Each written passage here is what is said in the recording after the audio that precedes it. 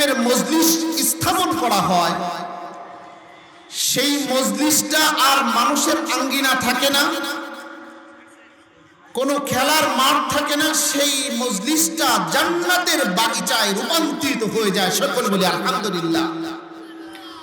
হযরতে হাসান বসরি রাহমাতুল্লাহি আলাইহি বলেন, আদ-দুনিয়া যুলমাতুন ইল্লা মাজালিসুল উলামা, সমস্ত দুনিয়াটাই একটা অন্ধকারাচ্ছন্ন একটি জায়গা। ইল্লা মাজালিসুল উলামা, শুধুমাত্র কেবলমাত্র উলামায়ে কিরামের মজলিস, কোরআন এবং হাদিসের আলোচনার মজলিসটা একটি আলোকিত মজলিস। যদিও এই প্যান্ডেলটাকে সুন্দর করে সাজানো হয়েছে, লাইটিং করা হয়েছে, কিন্তু যদি এখানে কোনো লাইটের ব্যবস্থাও না থাকতো,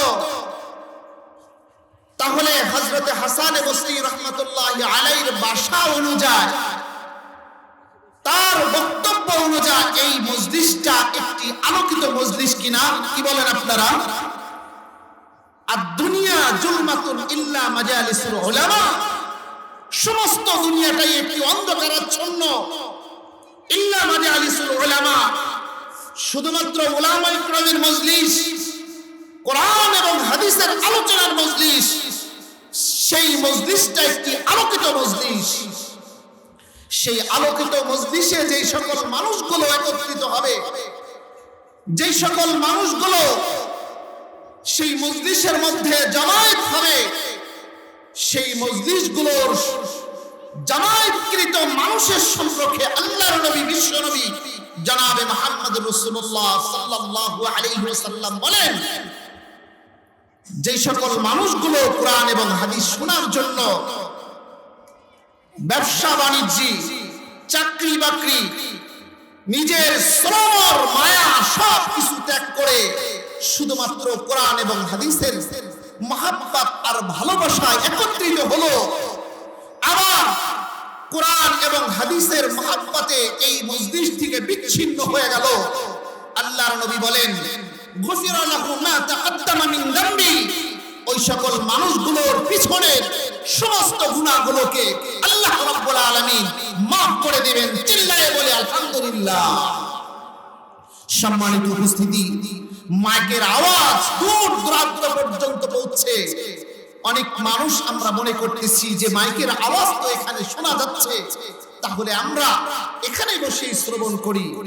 হাদিসের মধ্যে আসছে, হযরতে উলামায়ে কিরামের নূরানী চেহারা দেখে দেখে, উলামায়ে কিরামের মহব্বত আর ভালোবাসায়, কোরআন এবং হাদিসের ভালোবাসা আর মহব্বতে যেই সকল মানুষগুলো এক কদম সামনের দিকে অগ্রসর হবে, আল্লাহর নবীর ভাষা অনুযায়ী বোঝা যায়, কোরআন এবং হাদিসের ব্যাখ্যা অনুযায়ী বোঝা যায়, ওই সকল মানুষগুলো দুনিয়ার জন্য কোনো কদম দিল না, আখিরাতের জন্য কদম বাড়াইল। মহব্বত আর ভালোবাসা শুধুমাত্র আল্লাহ এবং আল্লাহ রাসূলের জন্য ভালোবাসা প্রদর্শন করলো। ওই সকল মানুষগুলোর এক একটা কদমে এক একটা নেকি আল্লাহ তাআলা লিপিবদ্ধ করে দিবে এবং এক একটা গুনাহকে আল্লাহ তাআলা মোচন করে দিবে।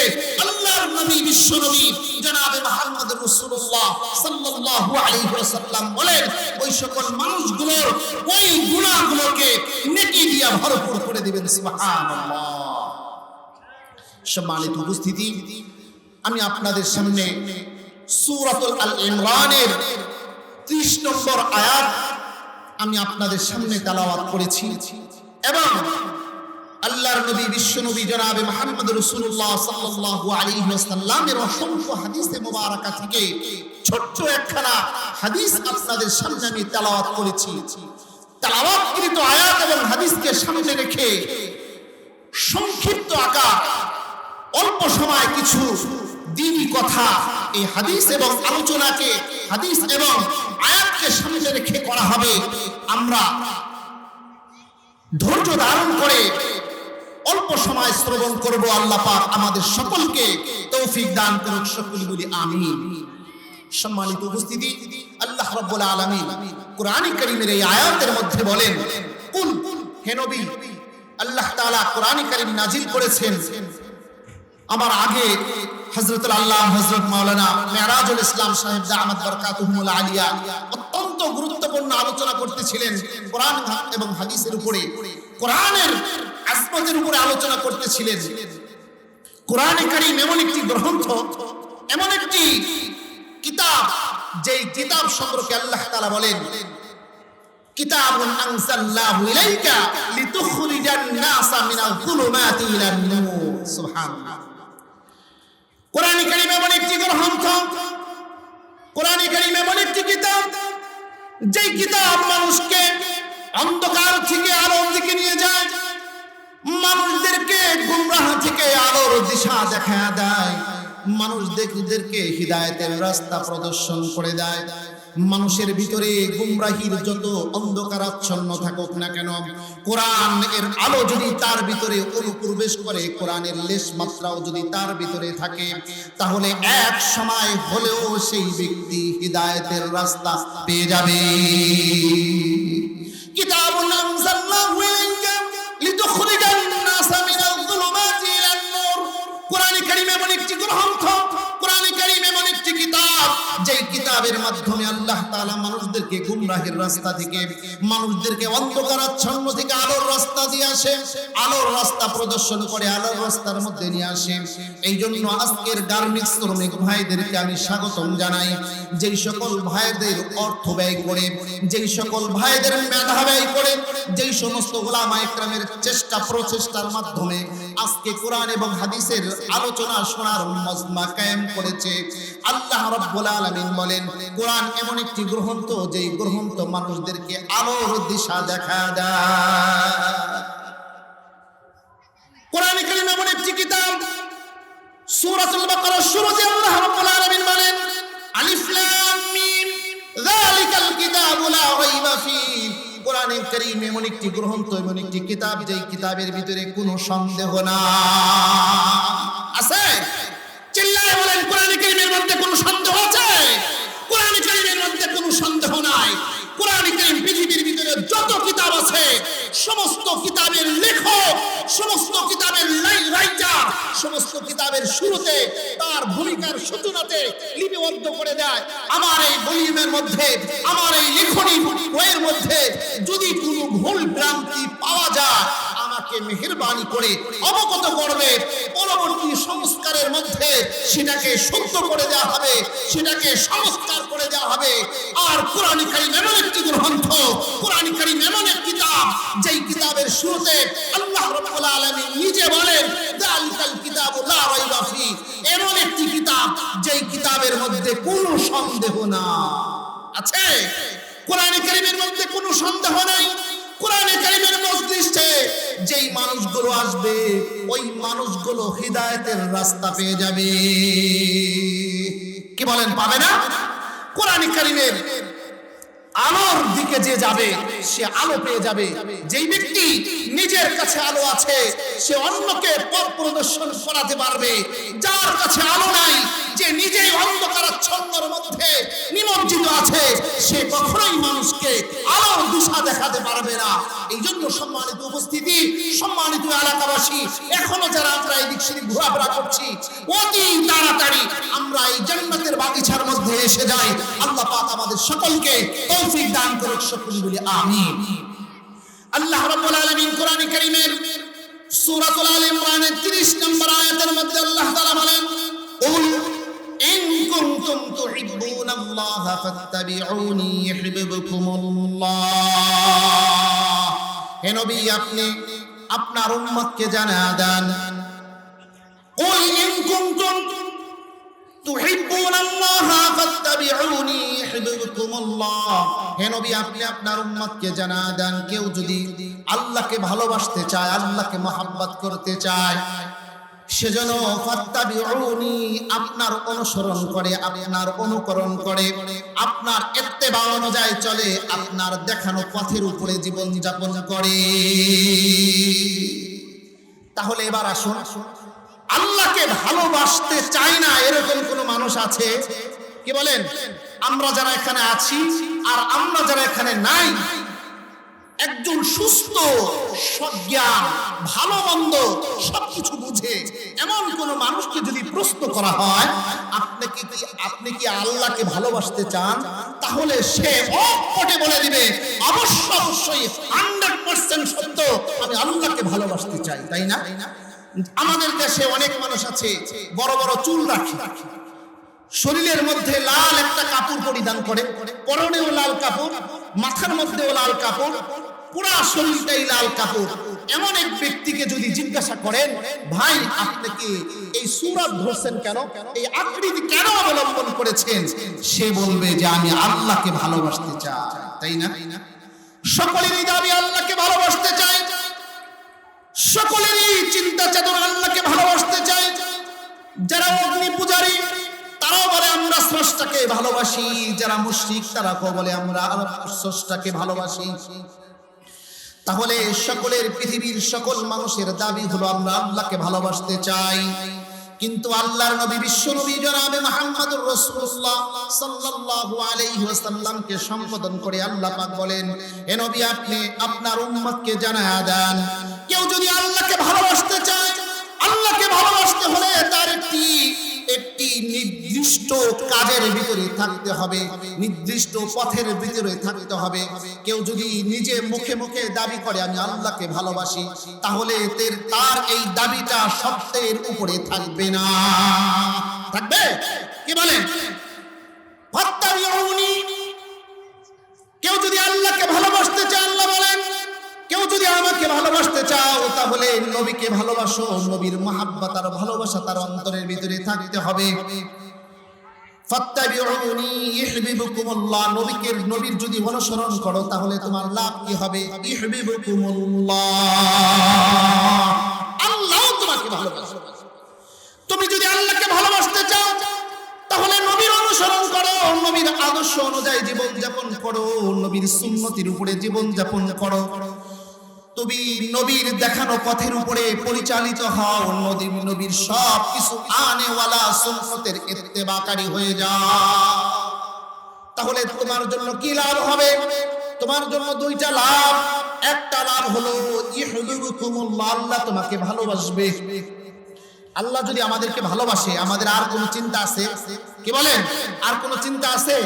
দেখেন বিগত সরকার ছিলেন, উনি কেউ যদি দাবিদার হয় যে সবাই করি, যদি সবাই করে থাকে আমি বিনীতভাবে অনুরোধ করব আল্লাহর জন্য, আমরা এই মাহফিল কিসের জন্য ভাই?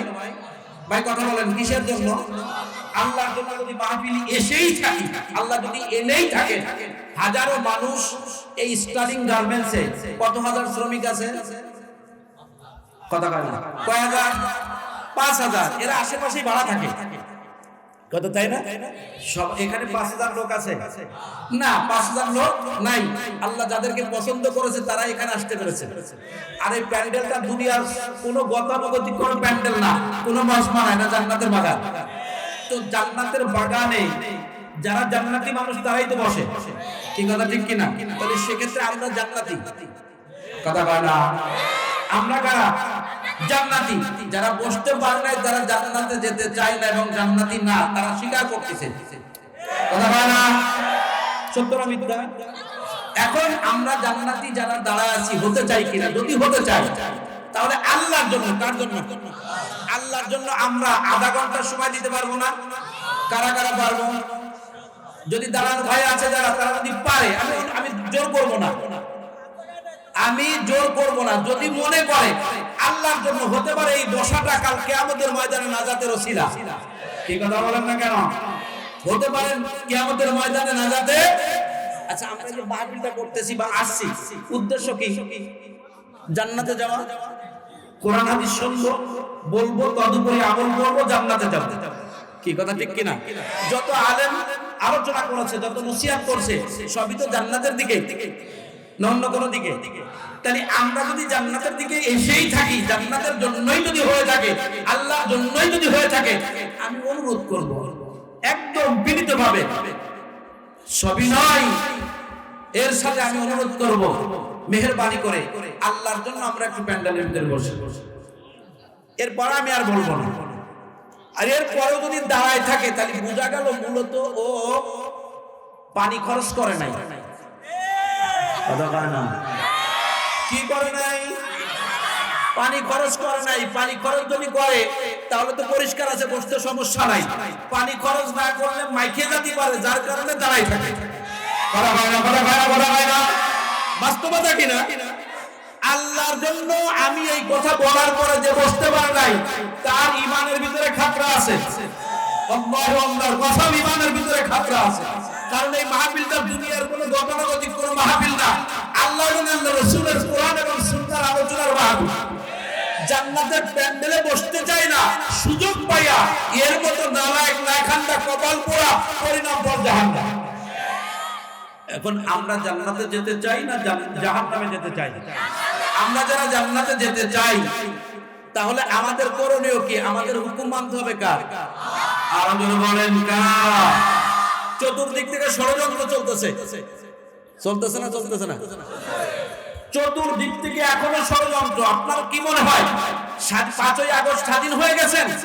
অতটা সোজা না। স্বাধীন যদি হয়েই যেতেন তাহলে আজকেরা আমলিগের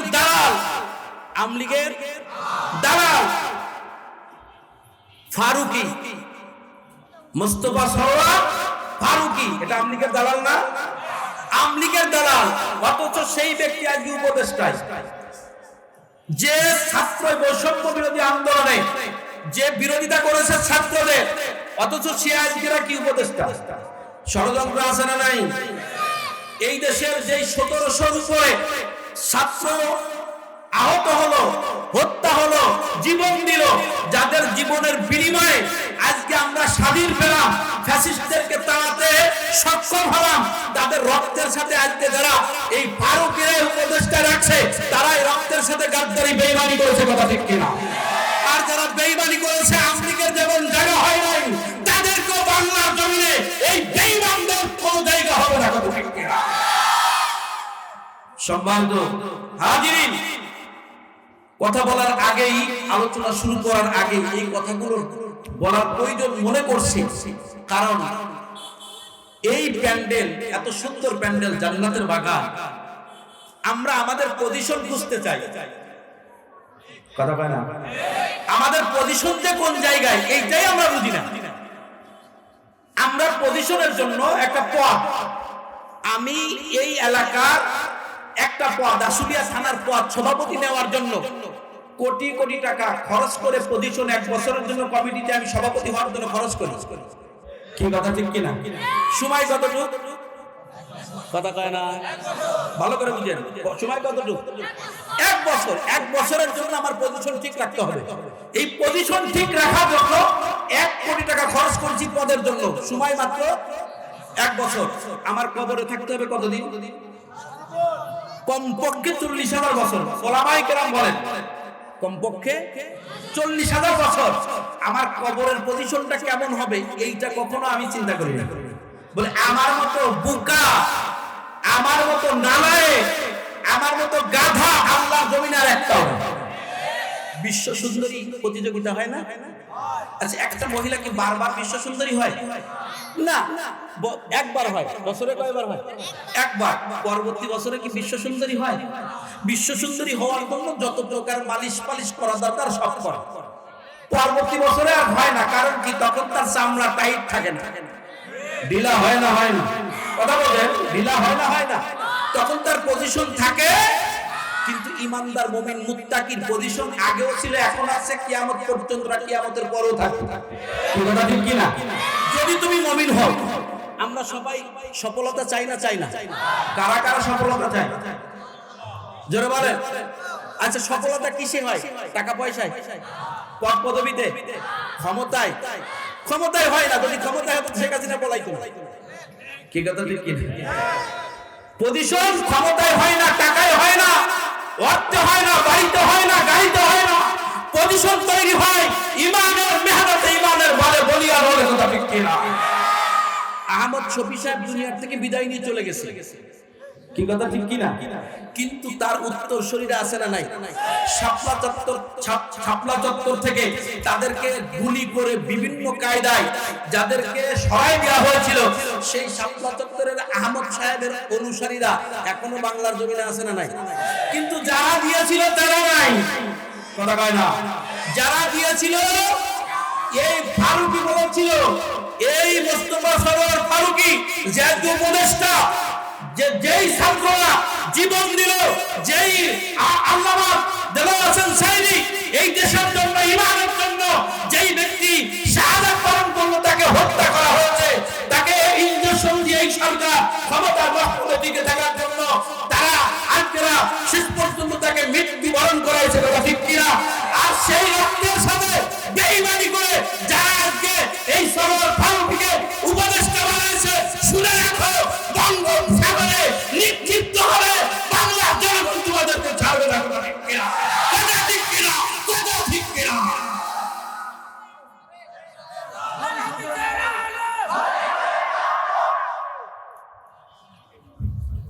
আল্লাহ রাব্বুল আলামিন আমাদের সকলকে দুনিয়া এবং আখিরাতের কল্যাণ দান করুন, আল্লাহুম্মা আমিন। ইন্নাল হামদালিল্লাহ আলহামদুলিল্লাহি নাহমাদুহু ওয়া নাস্তাঈনুহু ওয়া নাস্তাগফিরুহু ওয়া নু'মিনু বিহি ওয়া নাতাওয়াক্কালু আলাইহি ওয়া নাউযু বিল্লাহি মিন শুরুরি আনফুসিনা ওয়া মিন সাইয়্যাতি আ'মালিনা। من يهده الله فلا مضل له ومن يضلل فلا هادي له ونشهد أن لا إله إلا الله وحده لا شريك له ونشهد أن سيدنا وسندنا وحبيبنا وطبيبنا وطبيب قلوبنا وأولانا ومولانا محمدا عبده ورسوله. أعوذ بالله من الشيطان الرجيم. بسم الله الرحمن الرحيم. إن الدين عند الله الإسلام. إلى الآخر الآيات. وقال سيد الأنام صلى الله عليه وسلم أخلص دينك أكفك العمل القليل. وقال تعالى وصدق رسوله النبي الأمي الكريم ونحن على ذلك لمن الشاهدين والشاكرين والذاكرين والحمد لله رب العالمين. محبت الشهادة ذكر لا إله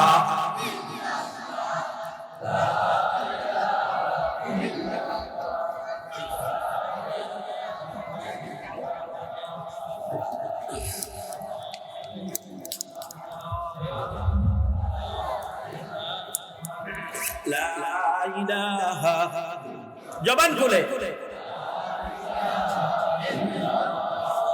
লা ইলাহা ইল্লাল্লাহ লা ইলাহা ইল্লাল্লাহ লা ইলাহা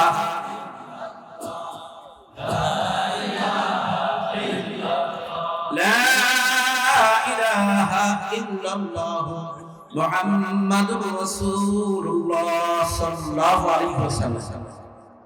আল্লাহ পাকের বান্দা জনাব হযরত মুহাম্মদুর রাসূলুল্লাহ সাল্লাল্লাহু আলাইহি ওয়াসাল্লামের উম্মতগণ, আল্লাহ পাকের ফজল ও করম যে আল্লাহ রাব্বুল আলামিন আপনাকে আমাকে মন্ডলবাড়ি বাইতুল মামুর জামে মসজিদ ও জামিয়া ইসলামিয়া মারকাজুল কোরআন মাদ্রাসা এবং এলাকাবাসীর যৌথ উদ্যোগে ষষ্ঠ বার্ষিক তাফসীরুল কোরআন মাহফিলের প্রধান বক্তা মুফতি আল আমিন আড়াই হাজারি, আমার পূর্বেকার যারা নসিহত করেছেন হাফেজ হযরত মাওলানা মুফতি জুনায়েদ আহমদ দামাত বারাকাতুহু, বাইতুল ফালা মাদ্রাসা কমপ্লেক্সের সম্মানিত মহাপরিচালক মুফতি হাবিবুল্লাহ আশরাফ দামাত বারাকাতুহু, মুফতি ইমরান মাজহারি, মুফতি আলামিন দামাত বারাকাতুহু, মাহফুজুর রহমান খন্দকার, হযরত মাওলানা মুআজ্জম হোসেন দামাত বারাকাতুহু, প্রধান অতিথি ডাক্তার দেওয়ান মোহাম্মদ সালাউদ্দিন বাবু, মঞ্চে ভূমিষ্ঠ এবং মঞ্চের সামনে ভূমিষ্ঠ দিনদার ইমানদার আশিকিন জাকিরিন আল্লাহর মুহিব্বিন বান্দারা, পর্দার আড়ালে অবস্থানরত শ্রবণরত মা বোনেরা, সমস্ত প্রশংসা সেই মহান রব্বুল আলামিনের দরবারে যিনি আজকেরা এই মাদ্রাসা ময়দানে জান্নাতের বাগানে আপনাকে আমাকে উপস্থিত হওয়ার তৌফিক দান করেছেন। এর জন্য হৃদয় অন্তরস্থল থেকে কালিমাতুল শুকর আদায় করি আলহামদুলিল্লাহ। আমরা মাহফিলে আসতে পেরে খুশি না বেজার? আমরা কেন খুশি? কারণ আমরা জান্নাতের বাগানে বসতে পেরেছি। আর একজন মুমিনের সফলতা হলো পরকালীন জিন্দেগিতে জান্নাতে যাওয়া। জান্নাত এমন একটা জিনিস, আরামের জায়গা, ব্যারামের কোনো কারবার নাই, দলাদলি নাই, মারামারি নাই, আছে নাকি? জান্নাতের ভিতর দখলদারিত্ব আছে, ভূমিদস্যু আছে, জলদস্যু আছে, বাড়ি দখল করা আছে, এলাকা দখল করা আছে, মানুষের সম্পদ লুণ্ঠন করা, চিটারি করা, বাটপারি করা, জিনা করা, ব্যভিচার, সেখানে আর কোনো অবৈধ কোনো কিছু নেই, শুধু আরাম আর আরাম। সেই জায়গার নাম হলো জান্নাত। কি কথা ঠিক কিনা?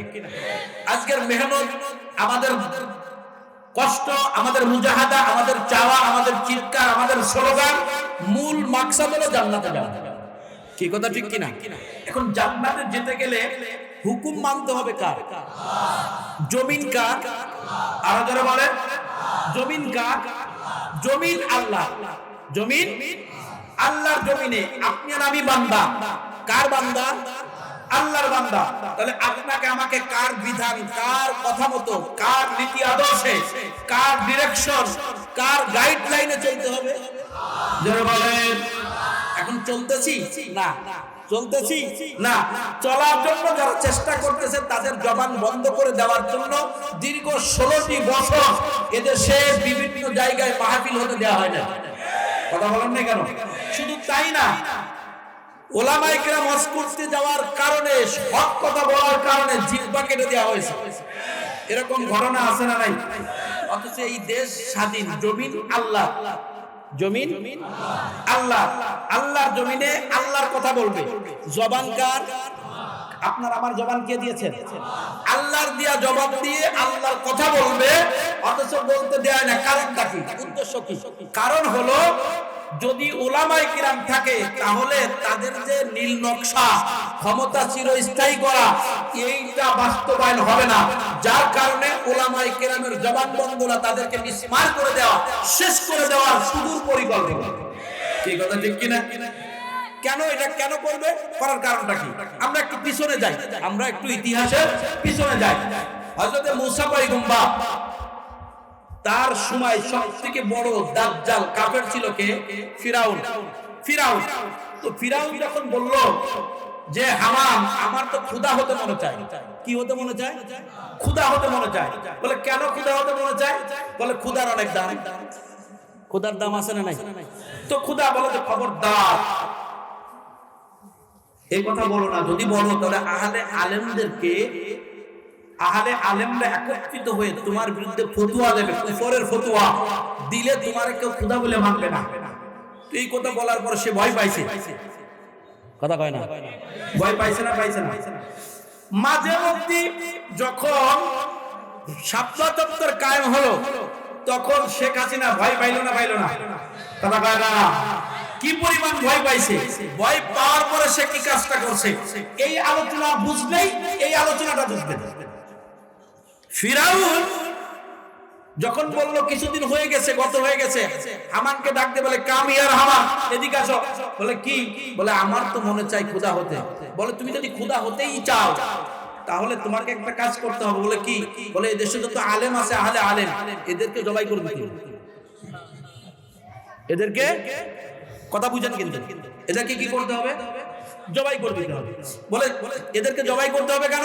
বলে যখন এদেরকে জবাই করে দেওয়া হবে তখন এদেশে আলেম থাকবে না, মানুষকে জ্ঞান দেওয়ার মতো, শিক্ষা দেওয়ার মতো কোনো ব্যবস্থা থাকবে না। যদি না থাকে তখন তুমি যদি ক্ষুধা বলো, তুমি যদি ক্ষুধায় দাবি করো, তাহলে তোমার দাবি মানবে, মানুষ সব মূর্খ হয়ে যাবে। মূর্খরে যা ইচ্ছে তাই করানো যায়। কথা বলেন না কেন? মূর্খ মানুষ যদি না থাকতো তাহলে হিজবুত তাওহীদের মতো বাটপারেরা ইসলামের নামে সিনেমিনি খেলতে পারতো না। কথা বলেন না? নামাজ 3 ওয়াক্ত, কোরআন বলে 5 ওয়াক্ত, হাদিস বলে 5 ওয়াক্ত, নবী বলে 5 ওয়াক্ত, মেরাজ থেকে আনলো 5 ওয়াক্ত, ওরা বলে 3 ওয়াক্ত, এরপরও পাবলিক সেটা খায়। কারণ কি? কথা বলে না? কারণ কি? আরে বাস্তব বুঝার জন্য না কানের মজা নেওয়ার জন্য? আসিয়ার গল্প কইলে তো কানে মজা লাগবে, কিন্তু বুঝলামটা কি? আমার বোঝার, আমি তো বুঝার জন্য আসছি, কি বুঝলাম? ফিরাউন তখন বললো তাহলে যে এইটা করলে করতে কিন্তু সমস্যা, এতগুলো লোক যদি মারা হয় তাহলে সমস্যা না? এইরকম হেজিটেশন শেখ হাসিনা বারবার করছে না, বলে নাই? কথা কয় না? শাপলা চত্বর একটা, শাপলা চত্বর একটা, শেষ জুলাই থেকে 5ই আগস্ট সময় চাইছিল 2 দিন। কয়দিন? আল্লাহ কাজে আর বেশি সময় নেই, একদিনও না। শেষ পর্যন্ত 45 মিনিট, এরপরে দৌড়ই পালা। আমি বলেছিলাম এমন একটা সময় আসবে শেখ হাসিনার ছায়া ব্লাউজ ফেলে দিয়ে দৌড়ায় পালাতে হবে। হয়েছে না? হয়েছে না? কথা বলেন, হয়েছে না? হয়েছে না? সম্মানিত হাজিরিন, আমি যে কথা বলার জন্য, বুঝানোর জন্য কথাটা টানছি, ফিরাউনকে হামান পরামর্শ দিল, আলেমদের জবান বন্ধ করে দিতে পারলেই, তাদের শেষ করে দিতে পারলেই তোমার মিশন সাকসেস হবে। তোমার মিশন তো বলে কিভাবে করা যায়? বলে মিথ্যা ভোজের নিমন্ত্রণ করো, দাওয়াত দাও। মিথ্যা ভোজের নিমন্ত্রণ করে দাওয়াত দাও, একটা বাউন্ডারি করো, সেখানে সব ঢুকাও, আর ওখান থেকে জবাই করে নীল দরিয়ে পাঠায় দাও। করা হলো তাই, করা হলো তাই। দেওয়ার পরে জাতি মূর্খ হয়ে গেল। এখন বলে আমি তোমাদের খোদা। জাতি মেনে নিল। জাতি কি নিল? ঠিক তাই ধারাবাহিকতায় আজীবন ক্ষমতায় থাকার জন্য 42-40 সাল পর্যন্ত এই যে মেয়াদ দিয়েছিল, এই পর্যন্ত থাকতে হবে। যদি থাকতে হয় তাহলে আমার কি করণীয় আছে? বলে এই দেশের মানুষকে মূর্খ বানাতে হবে।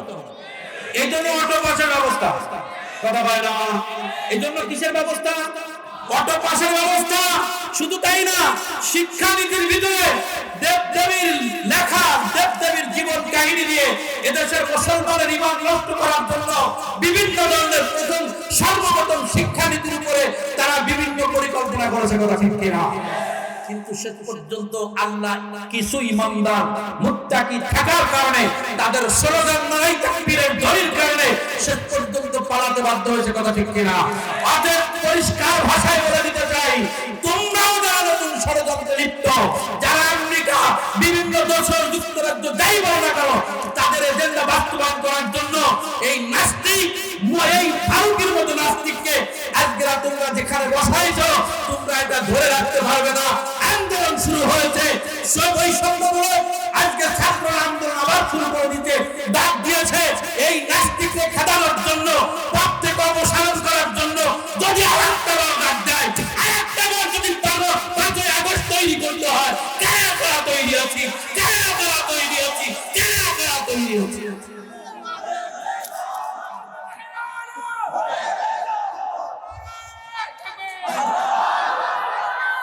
জমিন আল্লাহ, জমিন কার? এখন আল্লাহর জমিনে আপনার ঈমান ঠিক থাকলে কিভাবে থাকবে? কিভাবে আপনি ঠিক রাখতে পারবেন? এর জন্য তাওয়াক্কুল করতে হবে কার উপরে? যারা বলেন কার উপরে?